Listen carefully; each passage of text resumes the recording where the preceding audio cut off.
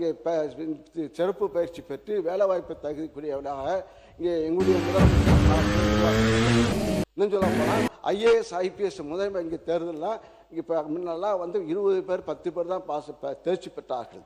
இந்த நான் முதல்வன் திட்டத்தில் இங்கே கொடுத்து அது ஊக்கத்தொகையும் கொடுத்து பொருளாதார உதவி செய்து ஐபிஎஸ் கிட்டத்தட்ட 57 பேர் நம்முடைய மாவட்ட தமிழகத்தில் 57 இளைஞர்கள் மாணவர்கள் இங்கே தேர்ச்சி ஐஏஎஸ் ஐபிஎஸ் ஆக வெற்றி பெற்றிருக்கின்றார்கள். அது எங்களுடைய முதல்வர் இந்த மு.க. ஸ்டாலின் அவர்கள் செய்த சிறப்பு திட்டம். எல்லாரும் விவசாயிகள் விடியல் பேருந்து மூலமாக 45% பெண்கள் இப்போது வேலைவாய்ப்பு மூலமாக பெற்று இந்தியாவிலே தமிழ்நாட்டில் இருக்கின்ற பெண்கள் தான் 45% பேர் வேலைக்கு செல்கின்றார்கள். பல வேலைக்கு செல்கின்றார்கள் தொழிற்சாலைக்கு. காரணம் விடியல் பேருந்து. அதை விடியல் எடுத்துட்டு நீங்க மகளிர் பேருந்துன்னு ஆக்கிட்டீங்க. ஆக திட்டத்தை பார்த்திருக்கின்றீர்கள். எங்களுடைய எதிர்கட்சி தலைவர் இங்கே உதய ஸ்டாலின் அவர்கள் அவர் என்னைக்கு பொறுப்பேற்றாரோ அன்றிலிருந்து இரவு பகலாம மழையா இருந்தாலும் வெள்ளமா இருந்தாலும் மாற்றி பொறுப்பேற்றாரோ அன்றிலிருந்து இரவு பகலாம மழையா இருந்தாலும் வெள்ளமா இருந்தாலும் மாற்றி இன்னும் சொல்ல போனா அவருடைய காலத்தில் இங்கே இளைஞர்களுக்கு விளையாட்டு பயிற்சி ஒவ்வொரு ஊராட்சியிலும் விளையாட்டு பொருட்கள் வழங்கப்பட்டு கிரவுண்டு வழங்கப்பட்டு நல்ல ஆரோக்கியமான இளைஞர்களை உருவாக்க வேண்டும், நல்ல இளைஞர்களை உருவாக்க வேண்டும் என்ற நோக்கத்திலே அவர் உழைத்த அவர் ஸ்போர்ட்ஸ் டெவலப்மெண்ட் அந்த டிபார்ட்மெண்ட் அவருக்கு ஊர் பூராக கிராமம் பூராக விளையாட்டு பயிற்சி. அதே போல வெளிநாட்டு உலக அளவிலே அங்கே விளையாட்டு போட்டிகளுக்கு தமிழ்நாடு நோக்கி வந்த சாதனை புரிந்தவர் எங்களுடைய எதிர்கட்சி தலைவர் இங்கே உதய ஸ்டாலின் அவர்கள். அவர் மகாபலிபுரத்தில் அவர் ஒரு ஈவெண்ட்ஸ் நடத்த உலக அளவு செஸ் போட்டி, அதே போல சென்னையிலே இங்கே விளையாட்டு போட்டி நடத்தினார்கள். உலக அளவுக்கு கார் ரேஸ், உலக அளவிலே கார் கலந்து கொள்கிறது. ஆக இவர் சாதனை செய்கின்றோம். ஆக இப்போ வந்து விவசாயிகளும் மகிழ்ச்சியாக இருந்தார்கள். 5 ஆண்டு காலத்தில் விவசாயிகளும் மகிழ்ச்சியாக இருந்தார்கள். இங்கே இருக்கின்ற விவசாய பெருமைக்கு சொல்கிறேன், இங்கே முன்னாள் அமைச்சர் ஓபிஎஸ் அவரும் விவசாயி தான் நினைக்கிற. ஓஎஸ் மணி அடிக்கடி சட்டமன்றத்தில் எழுந்து எங்களுக்கு அந்த பட்ஜெட் காலத்தில் ஆலோசனை கூறுவார்கள். இன்னும் சொல்ல போனால் பாட்டாளி கட்சி நம்முடைய ஐயாவும் சரி மரியாதைக்குரிய அன்புமணியாவும் சரி நிழல் பட்ஜெட் போடுவாங்க.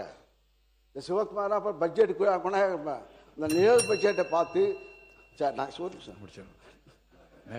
40 நிமிஷம் ஆயிடுச்சு.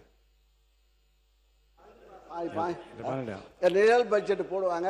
அதையெல்லாம் நாங்கள் வாங்கி அதில் உள்ள கருத்துக்களை நாங்கள் கேட்டு இங்கே இருக்கின்ற உங்கள் ஆட்சிக்கு முட்டு கொடுக்கின்ற தலைவர்கள்லாம் இப்போ இங்கே உங்களை பற்றி பேசுகின்றார்கள்.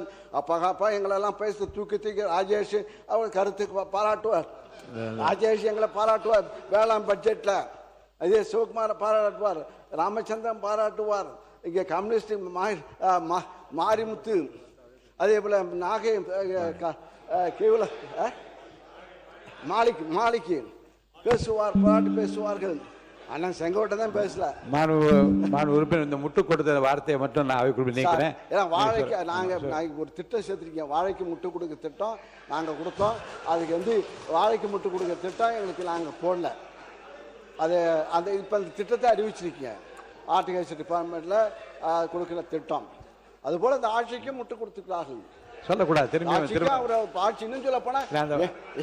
அந்த வார்த்தை வேணாம். வேற வார்த்தை உங்களுக்கு தெரிந்தால் வேறு வார்த்தை தெரிந்தால் வேறு வார்த்தை சொல்லுங்க. நீங்க மாண்புமிகு அறநிலையத்துறை அமைச்சர் சார்.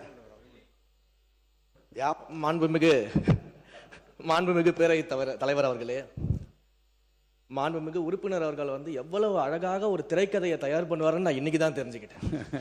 அழகான திரைக்கதையெல்லாம் பேசிக்கிட்டு இருந்தார். அதுவும் விவசாயிகள் மகிழ்ச்சியாக வாழ்ந்தார்கள் 5 ஆண்டுகளில் போகிற போக்கில் ஒரு திரைக்கதை வசனம் ஒன்று சொன்னார். போன ஆட்சியிலலாம் நீங்கள் பார்த்தீங்கன்னா பல இடங்களில் விவசாயிகள் வந்து 309 கோடிக்கு வந்து நீங்கள் நெல் சேமிப்பு கிடங்கள் அமைப்பீங்கன்னு சொன்னீங்களே, என்ன ஆச்சுன்னு பல இடங்களில் கேட்டுக்கிட்டு இருந்தாங்க. தஞ்சாவூர்லேயே அன்னைக்கிட்டலாம் கேட்டிருப்பாங்கன்னு நினைக்கிறேன். அப்போ அதெல்லாம் என்ன ஆச்சுன்றதை பற்றி சொல்கிறேன். வாகன போக்குவரத்து இருக்கு பார்த்தீங்களா, அந்த கொள்முதல் செய்துவிட்டு வாகன போக்குவரத்து செய்யக்கூடிய பல்வேறு முறைகேடுகள் நடந்ததாக விவசாயிகள்லாம் போராட்டம் பண்ணாங்க. அதெல்லாம் அண்ணன் கண்ணுக்கு வரவே இல்லையா என்னன்னு தெரியல.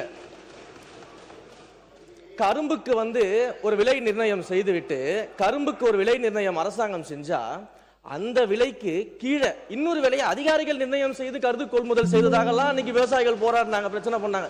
அதையும் அண்ணா மறந்துட்டாரு போல. இப்படி ஐயா விவசாயிகள் சொன்னதான் சொல்றேன், இப்படி எல்லாம் நடந்துகிட்டு இருந்துச்சு. இதுல இதுல இதுல அண்ணா வந்து அழகா சொன்னார் யார் யாரெல்லாம் விவசாயிகள்னு சொன்னாரு. அதுல ஒரு முக்கியமான விவசாயி அண்ணா மறந்துட்டார்.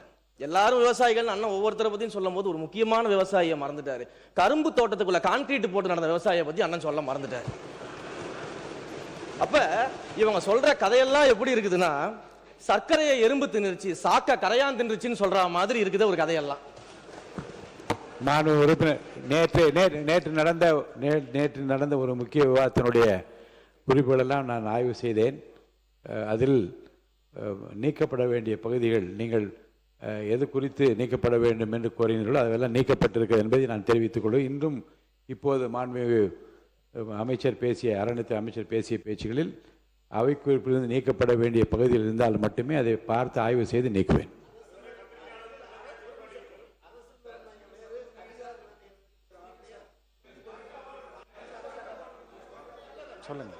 சொல்லுங்க மான் உறுப்பினர் சக்கரபாணி. சரி அண்ணா ஒரு